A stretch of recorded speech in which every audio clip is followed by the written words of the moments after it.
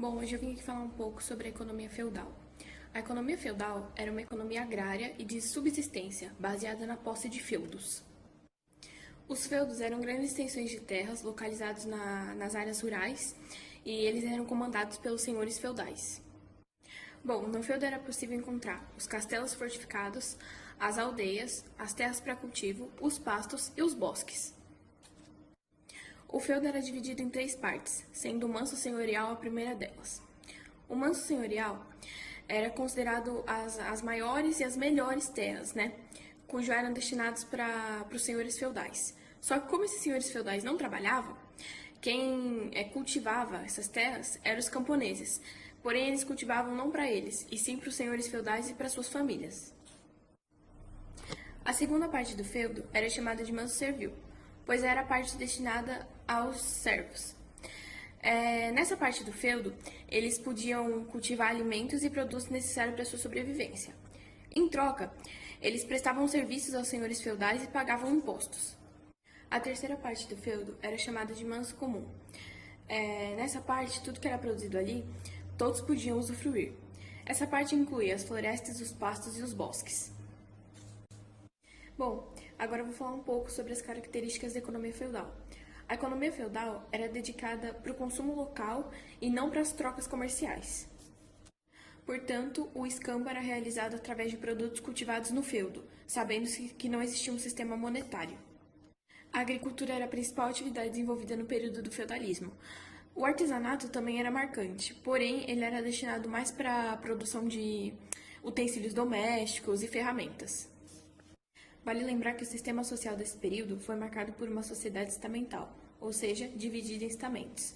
Então, se você nasce servo, você vai morrer servo. Existiam 4 grupos de sociedade antigamente, que eram o clero, a nobreza, os camponeses, os vilões e os escravos. O clero ocupava o topo dessa hierarquia social. Os membros dessa ordem eles tinham grande influência entre os grandes proprietários e reis.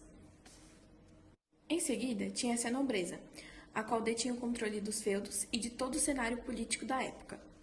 A nobreza era dividida em 2 partes, alta nobreza e pequena nobreza. Faziam parte da alta nobreza os reis, os príncipes, os duques, os marqueses, os condes e os arquiduques.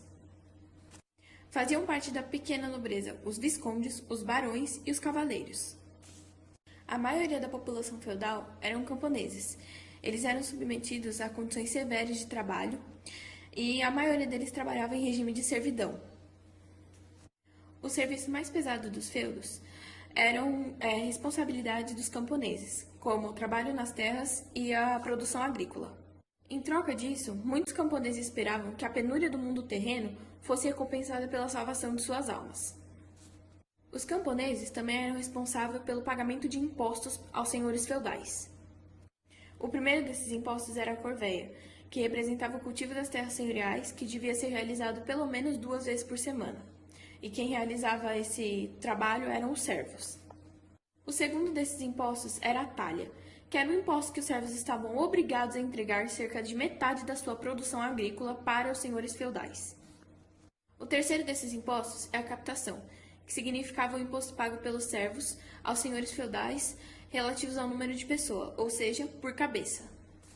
O último desses impostos é a banalidade. A banalidade era um imposto pago pela utilização de maquinários e instalações. Por exemplo, tinha que pagar para o senhor feudal para utilizar o moinho, o forno e etc.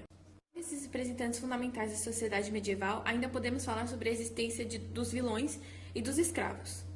O vilão era um ser livre que oferecia seus serviços temporariamente a um senhor feudal. Dessa forma, eles poderiam transitar entre diferentes propriedades e estavam livres dos vínculos serviços tradicionais. E por último, vem os escravos, que nessa época eles eram bastante escassos e geralmente ficavam responsáveis pela realização de trabalhos domésticos. Oi, eu sou a Maria Luísa e vim falar um pouquinho sobre a política na Europa feudal. O feudalismo foi um conjunto de práticas envolvendo questões de ordem econômica, social e política. Sobre a organização da economia. Bom, a economia ela sofreu uma retração das atividades comerciais. As moedas elas perderam seu espaço de circulação e a produção agrícola acabou ganhando o seu caráter subsistente. E nesse período, A crise do Império Romano ela acabou favorecendo um processo de ruralização das populações, que não podiam mais empreender as suas atividades comerciais. E isso acabou ocorrendo por causa das constantes guerras que eram promovidas pelas invasões bárbaras e a crise dos centros urbanos que foram constituídos durante o auge da civilização clássica. O senhor feudal e o servo. A antes abrangente classe de escravos e plebeus veio a compor, junto com os povos germânicos, uma classe campesina, consolidada como a principal força de trabalho dos feudos. O senhor feudal representava a parte nobiliárquica, defensores de terras. Já os nobres poderiam ser responsáveis desde a administração de um feudo até a cobrança de taxas, por exemplo, renascimento comercial e urbano e a derrocada do feudalismo. No século X, o feudalismo atingiu seu auge, tornando-se uma forma de organização vigente em boa parte do continente europeu.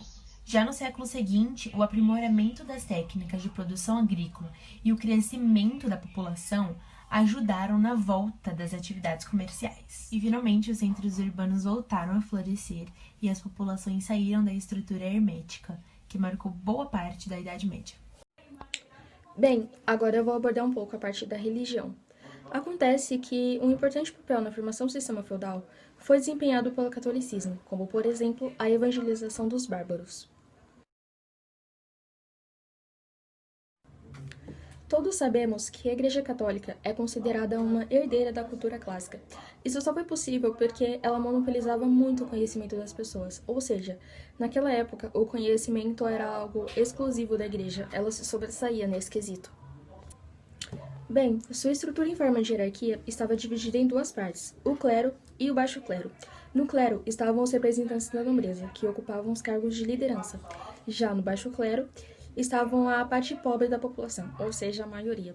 Sem sombras de dúvidas, foi essa estrutura que ajudou a superar todos os momentos de crise que assolava. Lembram-se quando eu falei que a igreja monopolizava muito o conhecimento das pessoas? Pois bem, é agora que vocês vão ver o maior exemplo disso, que foi a influência da igreja na educação. Naquela época, as únicas pessoas que recebiam educação eram os filhos dos nobres, ou seja, a minoria. O restante da população era analfabeta e não possuía nenhum tipo de acesso a livros. E, para finalizar, eu vou falar um pouquinho sobre a arte da Idade Média, que também foi muito influenciada pela religião. As pinturas nos vitrais da igreja retratavam passagens da Bíblia a fim de mostrar aos fiéis quais eram os ensinamentos religiosos que eles tinham que tomar para a sua vida. Oi, eu sou a Yasmin e eu vou falar sobre a sociedade no declínio do feudalismo. A crise no feudalismo aconteceu na Baixa Idade Média, onde a nobreza, o clero e o povo não tinham a menor possibilidade de mobilidade social. Só que o número de pessoas foi crescendo e junto com ela surgiu uma nova classe social, denominada de burguesia. Ela era formada por artesãos, mercadores, banqueiros e donos de comércio, e eles vieram dos burgos, que eram cidades medievais fortificadas. Essa burguesia ela era contra o absolutismo e ela desejava uma nova economia baseada no sistema capitalista, sendo denominada assim burguesia mercantil. A burguesia era a classe social dominante dentro do sistema capitalista, ou seja, era formada por um grupo de pessoas que detinham os bens de produção e capitais. A mobilidade social, que até então era inexistente no sistema feudal, passou a ser uma possibilidade, porque produtos que eram trocados por produtos passaram a ser produtos trocados por moedas. E essas moedas, quando acumuladas, podiam gerar um bem de riqueza. Essa atividade comercial desenvolvida pela burguesia que introduziu a lógica de mercadoria. Só que isso enfraqueceu a nobreza, que não tinha mais todo o dinheiro e poder para ela, e enfraqueceu também os povos mais pobres, que não tinham mais como fazer a sua agricultura de subsistência. Dessa forma, eles não tinham dinheiro para trocar por mercadorias e com o número de população crescendo cada vez mais, Eles não tinham mais casa, não tinham mais nenhuma moradia, não tinham mais comidas, não tinham mais como se manter ali. Então, eles foram ao centro em busca de melhores condições de vida. As atividades comerciais começaram a se intensificar, as trocas passaram a ser feitas em moedas e, com isso, as cidades medievais se fortaleceram. As pessoas que se mudaram dos feudos para as cidades ocasionaram o renascimento urbano, enfraqueceram a nobreza do clero e o sistema feudal entrou em declínio, principalmente por causa do êxodo rural, chegando assim ao seu fim. Outros fatores que também causaram o declínio do feudalismo foi a peste negra, que matou milhares de pessoas na Europa, o Renascimento e as Cruzadas. Olá, eu sou o Lucas e eu vou falar um pouco sobre quais foram as causas para o declínio feudal. Agora eu vou falar sobre a peste negra. A peste negra foi uma epidemia causada por uma bactéria na Europa, que ocasionou na morte de mais de 1/3 da população europeia e que durou 7 anos. A origem e o motivo do aumento drástico da epidemia foi pela falta de higiene e provindo da pulga dos ratos. Ao todo, por todas essas mortes, dentro dos feudos, muitas pessoas morreram, inclusive os servos.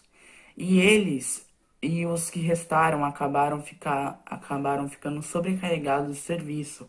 Então, eles tinham que trabalhar em dobro e às vezes até mesmo 3 vezes mais do que trabalhavam antes. E essas pessoas acabaram ficando descontentes com os feudos. As Cruzadas. As Cruzadas foram expedições de caráter religioso, militar e econômico realizadas pela Igreja.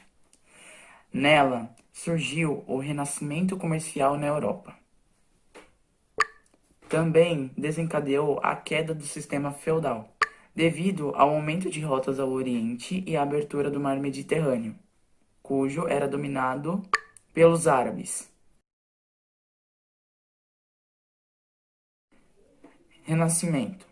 O Renascimento surgiu na Itália no século XV e era um movimento artístico cujo era uma manifestação do espírito do humano que faz mais próximo de Deus.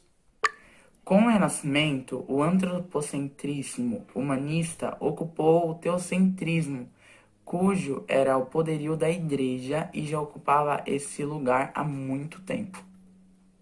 Finalizando, o renascimento comercial aumentou a economia e acabou gerando um sistema capitalista.